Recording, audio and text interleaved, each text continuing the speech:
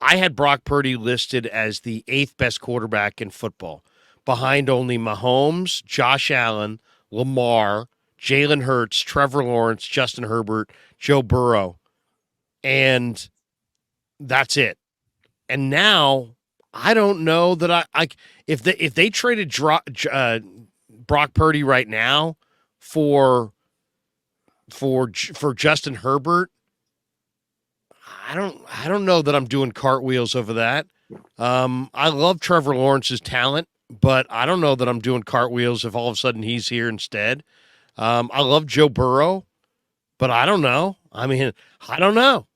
I mean, if the Niners traded Brock Purdy tomorrow for Jalen Hurts, would it be universal that they are better? I mean, I don't know. I don't know about that. You can't get better than unbeaten, and both those guys are right now. You know, but I mean, like Mahomes and Josh Allen. I think Jalen Hurts is a monster. He is. Philadelphia is a monster.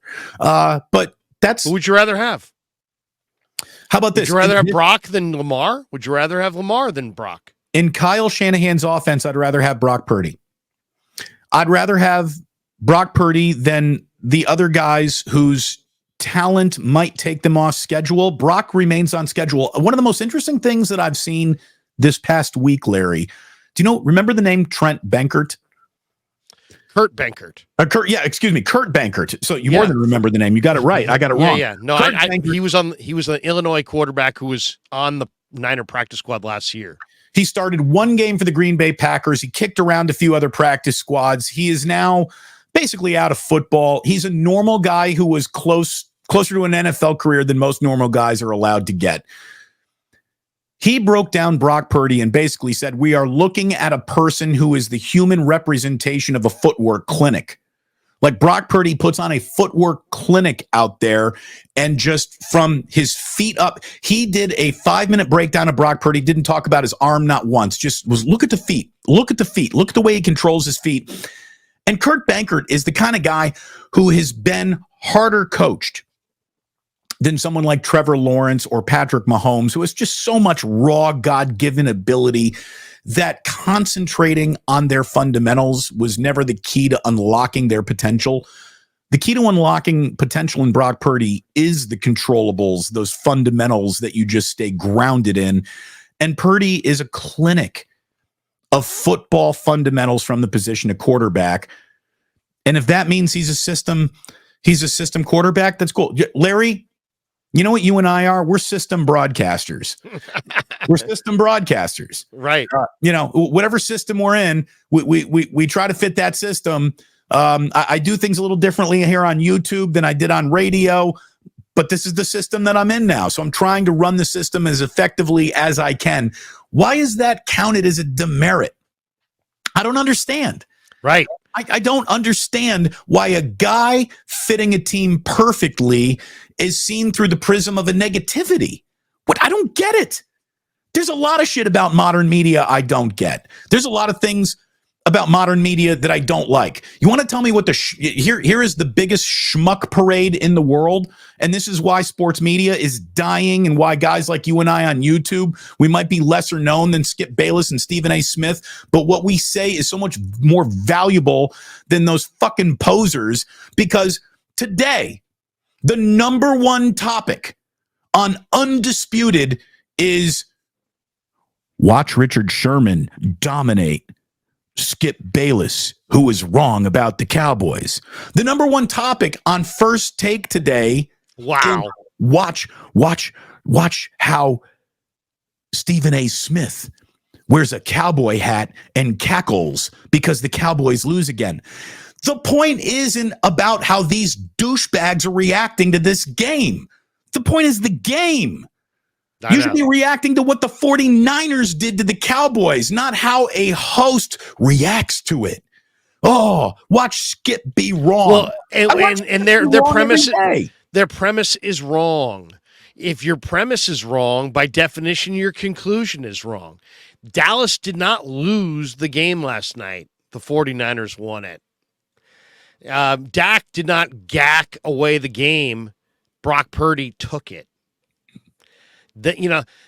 Here's one. This is what you're going to hear. San Bruno Mike, nothing against San Bruno Mike, but he says Brock Purdy's operating with a cheat code because he has a Super Bowl ready team by the time he's ready to take the helm. No other Hall of Fame quarterback had that advantage. Okay, but I mean, they've done nothing but win games. Right. I mean, I'll agree with San Bruno Mike there. This is a unique situation to be dropped into. It really is. But let's just say it loudly for the people in the back.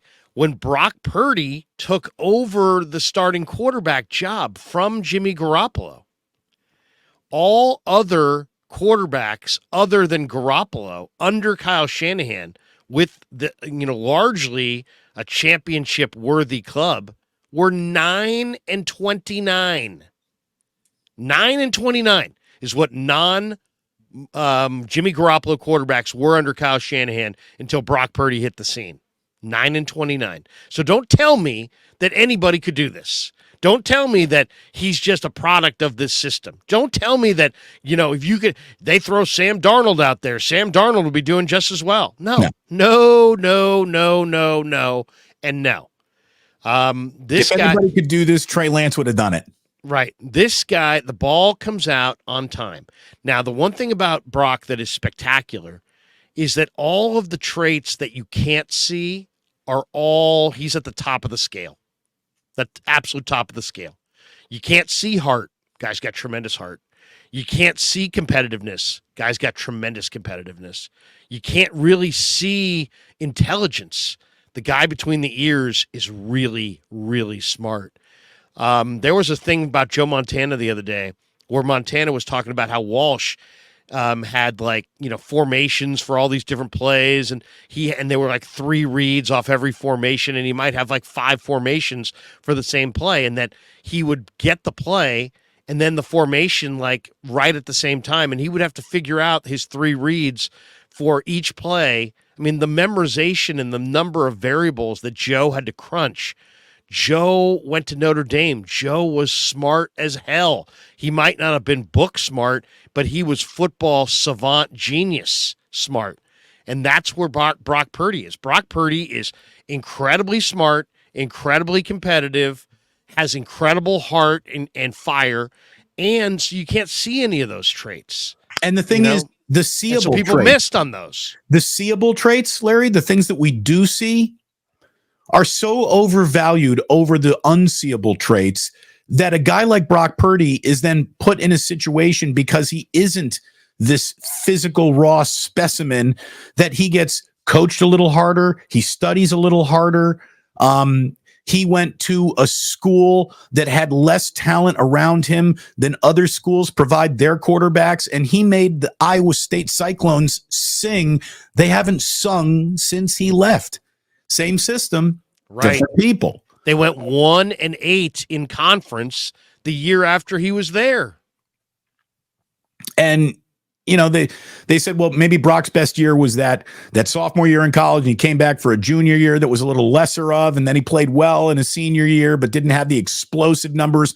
That's Iowa State letting him down around. He did everything he could to make them great. They did everything they could to hold him back, just based on who they are in the Big 12.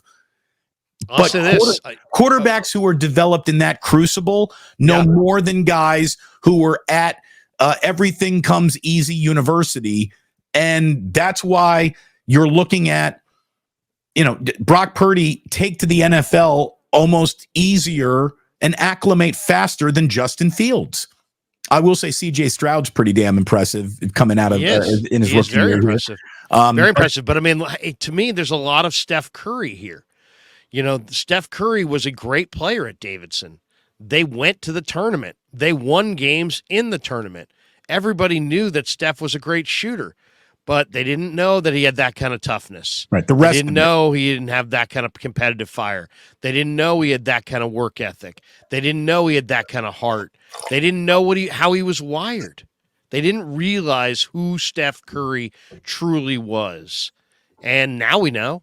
And now it's like you look at him and you don't think, oh, well, he's just a smiley face guy, medium height, medium athleticism. No, he's Steph Curry.